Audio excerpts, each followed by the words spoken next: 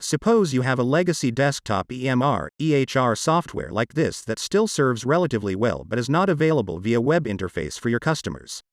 As a result, even a simple appointment booking task requires a customer's call to the help desk and their manual efforts to do so. The current software automation technologies and experience of Abto Software can help you to implement this user flow without any changes to the legacy application. The following steps should be executed to make this work. The legacy software should be installed on the server. Abto Software to develop an automation tool that can automatically interact with your legacy application via user interface like the real user. Let's name it Legacy Automator. Abto Software to develop a simple and secure website that allows patients to do appointment bookings via webpage by themselves. We can use this approach to expand the list of functionality accessible for patients via web interface, like document upload, My Cabinet, etc.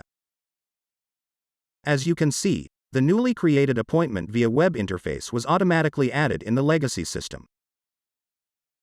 Such automation is much more cost-effective than the complete rewrite of the legacy EHR software.